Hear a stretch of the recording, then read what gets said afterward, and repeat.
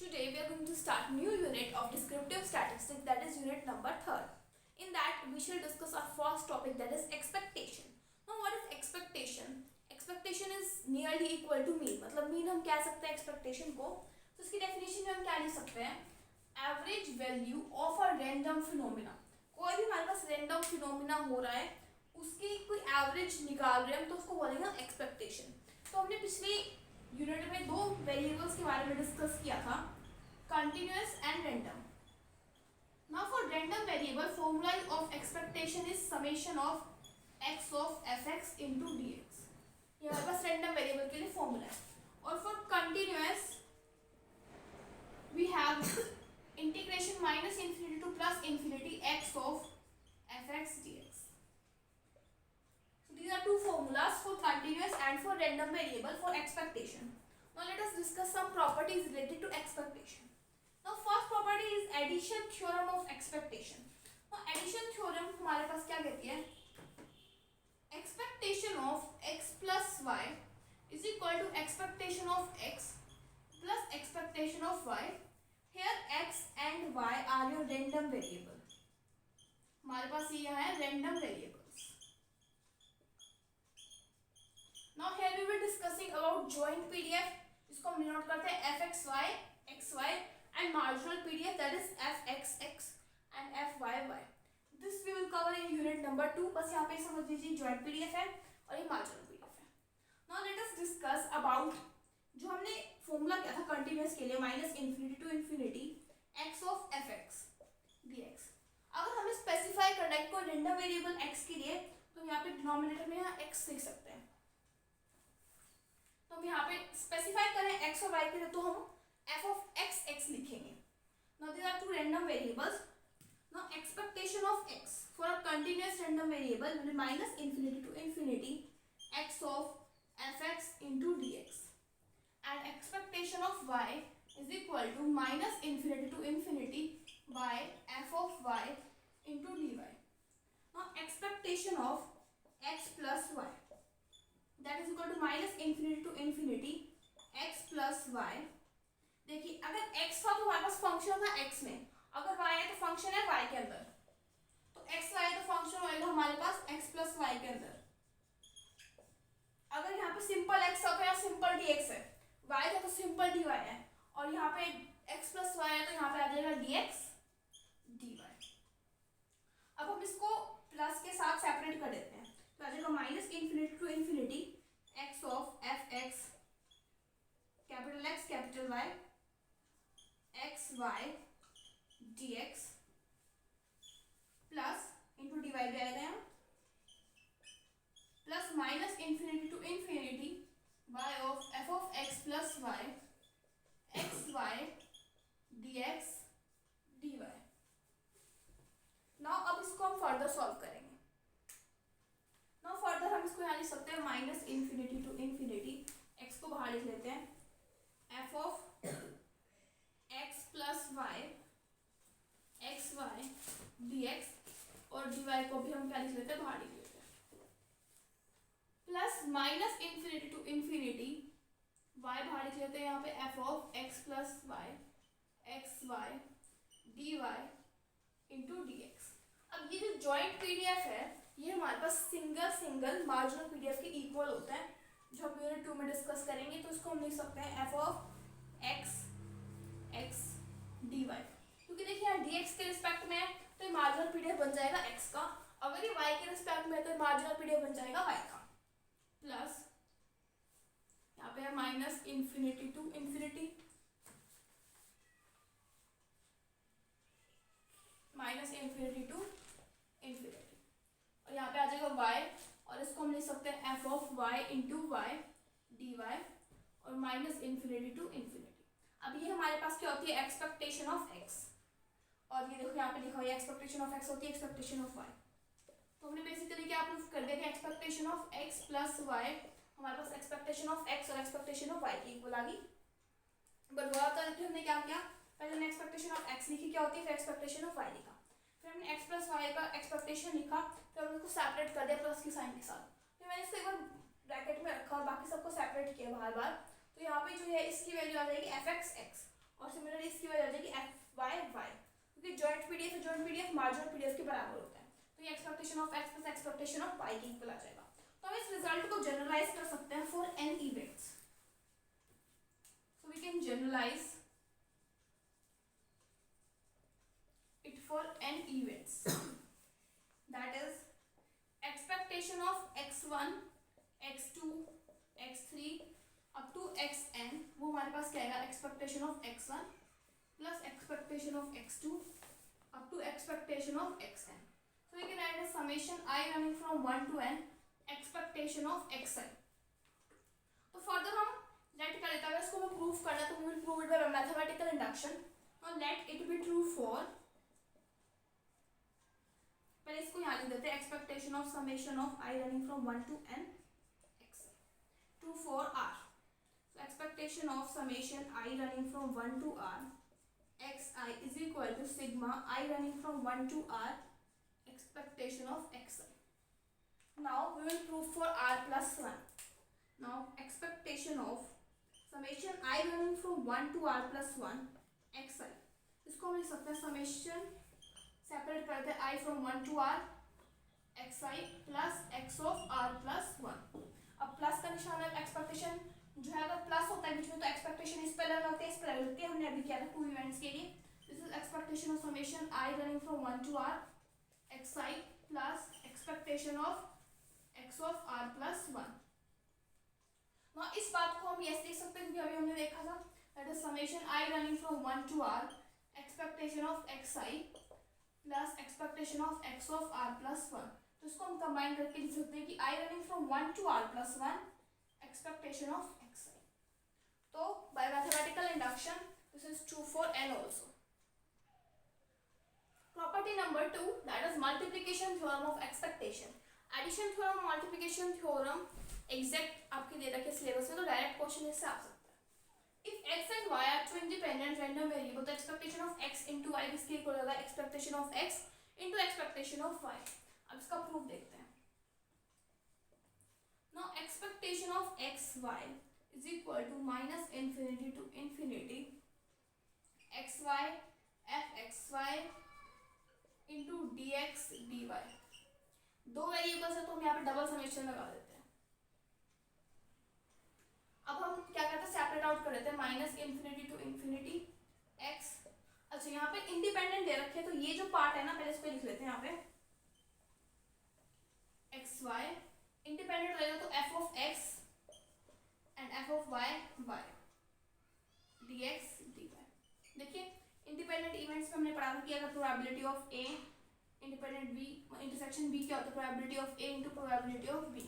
तो सिमिलर यहाँ पे भी है कि हमारे पास कोई फंक्शन है एक्स वाई और एक्स वाई यहाँ दे रखा है, यहाँ पे हमारे पास कोई रेंडम वेरिएबल दे रखे हैं तो हमारे पास हो जाएगा f of x x into f of y Y.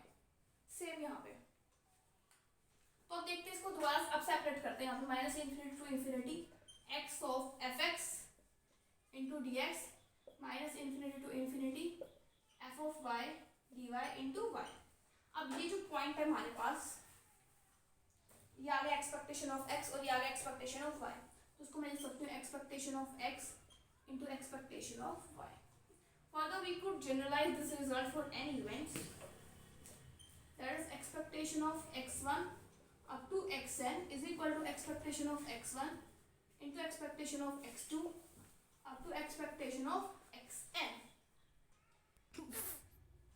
Further we could write here e and pi हम मतलब समेशन को रिप्रेजेंट कर रहे हैं i running from 1 to n x i is equal to pi i running from 1 to n expectation of x i. Now let it be true for r that true for n is equal to r।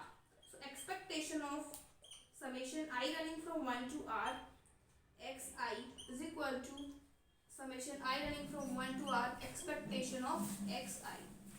Now let me will prove for r plus 1।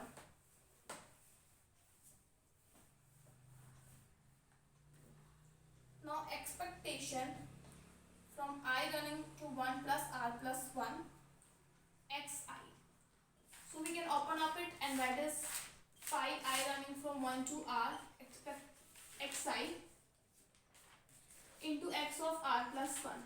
अब let this be a and this be b. तो expectation of exy क्या होता है? ex into ay, ab ea into ab, ea into eb. So we can write as expectation of summation I running from 1 to r xi into some expectation of x of r plus 1. This could be written as summation बाहर आ जाएगा. I running from 1 to r expectation of xi into expectation of x of r plus 1. तो combine करके लिख सकते हैं हम कि summation I running from 1 to r expectation of xi. So this is true for r plus 1. So by mathematical induction we can say that it is true for n. Now let us do property number 3rd. इसमें क्या है? e a psi x. psi x basically एक function है x का, उसको हम as a random variable treat कर सकते हैं. Is equal to a into e psi x. देखिए फर्स्ट प्रॉपर्टी, साई एक्स को आप कुछ नहीं मानो, जैसे हमने x लिया था ना एक्स वाई, उसको एक x ट्रीट करो.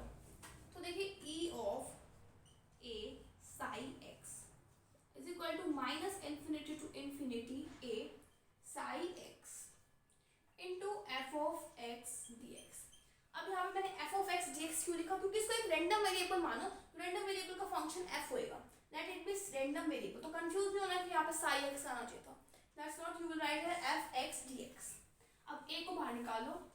अच्छा यहाँ पे मैंने एफ एक्स एक्स क्यों नहीं लिखा? क्योंकि यहाँ पे ये एक्चुअली एक्स के इक्वल तो नहीं है, लेकिन मैं considering it as a random variable, तो यहाँ पे मैंने एफ एक्स एक्स नहीं लिखा क्योंकि वो पर्टिकुलर एक्स रैंडम वेरिएबल के लिए होता है. Now Sai x f of x into dx. अभी एक्सपेक्टेशन बनेगी मेरे पास साई x की into a. तो ये हमारा फर्स्ट रिजल्ट था. सेकंड रिजल्ट देखते हैं. Expectation of psi x plus a that is equal to minus infinity to infinity psi x plus a into f of x into d x. क्योंकि ये तो constant है और साई x को हम लेते हैं एफ एक्स डी एक्स. अब इसको मल्टीप्लाई कर देते हैं. That is minus infinity to infinity psi x fx dx plus minus infinity to infinity a f of x into dx. ये हमारे पास दोबारा क्या बन जाता है? e into psi of x. इसमें मैं a बाहर निकाल देती हूँ. minus infinity to infinity f of x into dx. अब हमने ये प्रोबेबिलिटी डेंसिटी फंक्शन में पढ़ा था कि minus infinity to infinity f x g x किसके इक्वल होता है? 1 के इक्वल होता है. उसमें हम क्या करते हैं? हम जो हमारा कोई कर्व होता है उसको क्या करते हैं? इंटीग्रेट करते हैं और किसी स्मॉल इंटरवल के लिए लेते हैं. इस इंटरवल के लिए that is x minus D x by two x plus D x by two. और इसका जो इंटीग्रेशन होता है यहाँ से लेके यहाँ तक वो हमारे पास किसके इक्वल होता है? 1 के, क्योंकि पूरा कर्व कवर कर रहा है. ये मैंने आपको थोड़ा सा रिमाइंड करने के लिए बता दिया. That is equal to e psi x plus a, क्योंकि ये पार्ट तो 1 हो जाएगा. अब इसके जो कॉलम दे रखी है बोल रहा है अगर साई एक्स एक्स के बराबर है. फर्स्ट पार्ट में देखते हैं, अगर साई एक्स को हम एक्स ले लें तो हमारे पास क्या आ जाएगा? बेसिकली ए इंटू ई एक्स. साई एक्स की जगह एक्स रख दो यहाँ पे एक्स, और यहाँ पे भी क्या आ जाएगा? एक्स. सेकेंड पार्ट में अगर हम साई एक्स की जगह एक्स रखें तो आ जाएगा एक्स प्लस ए. वहाँ से आ जाएगा हमारे पास साई एक्स की जगह एक्स ई एक्स प्लस ए. ना साई एक्स को अगर हम मान लेते हैं फर्स्ट इक्वेशन में, that is e into a, वो आ जाएगा e into एक्सपेक्टेशन ऑफ 1. तो एक्सपेक्टेशन किसी भी नंबर की एक्सपेक्टेशन सेम रहेगी, that is a into 1, that is your a. Similarly next part में हमारे पास आ जाएगा एक्सपेक्टेशन ऑफ साई x को ले लो 1 प्लस a. तो हमारे पास आ जाएगा expectation of 1 plus a that is equal to 1 plus a. Now let us discuss property number 4. If x is a random variable and a and b are constants, so expectation of ax plus b is equal to a into expectation of x plus b.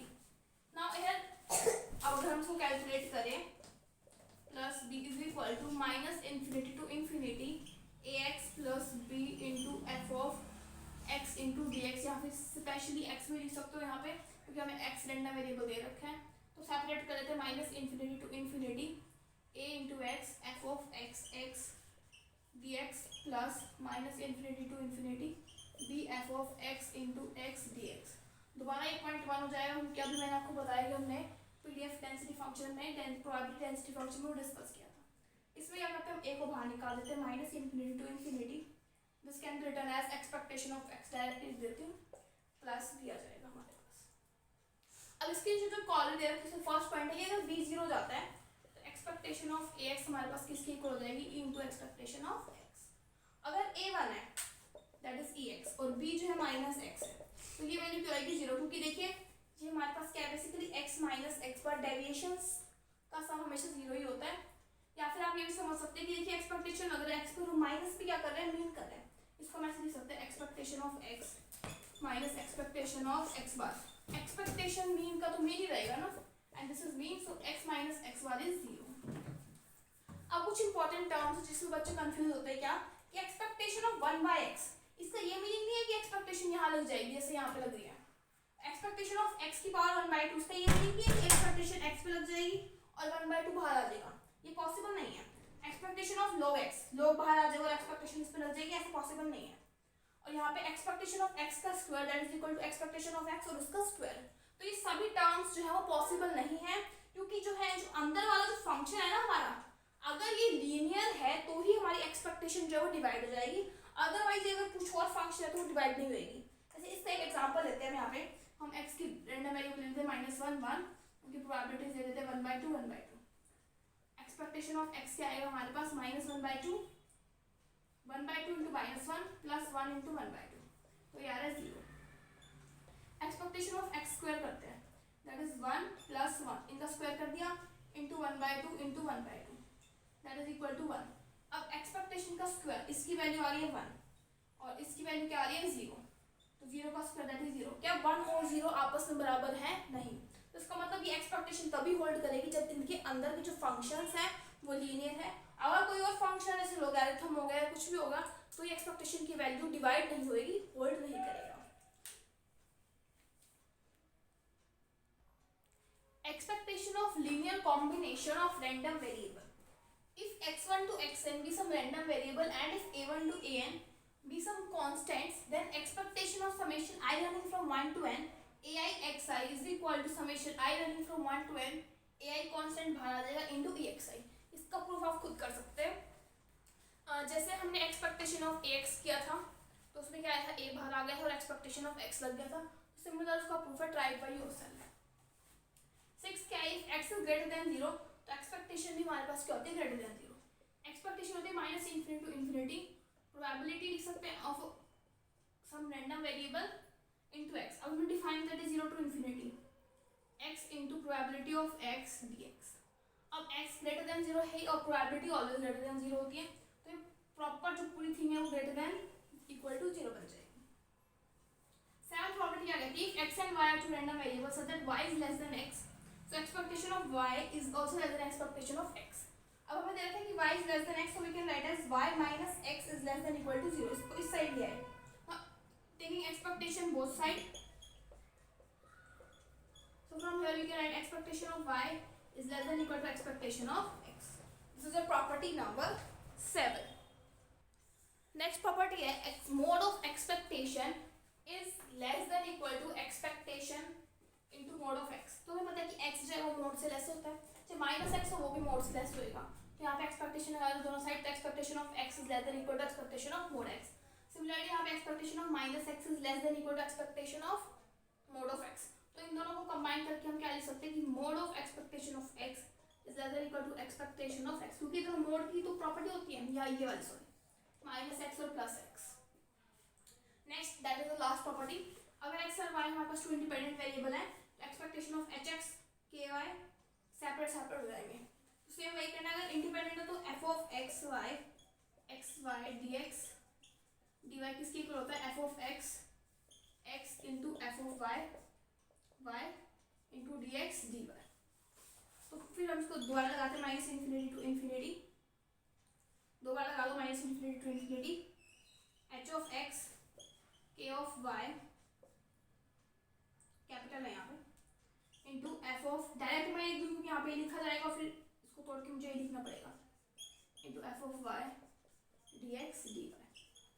अब hx into f of x into dx -∞ to infinity, यहाँ पे आ जाएगा -∞ to infinity Y, यहाँ पे के of Y है into d Y. तो ये हमारे पास एक्सपेक्टेशन ऑफ एच एक्स बन जाएगा और ये एक्सपेक्टेशन ऑफ के वाई बन जाएगा, जो हमने इसके इक्वल प्रूव कर दिया। In the next lecture we will cover the topic variance.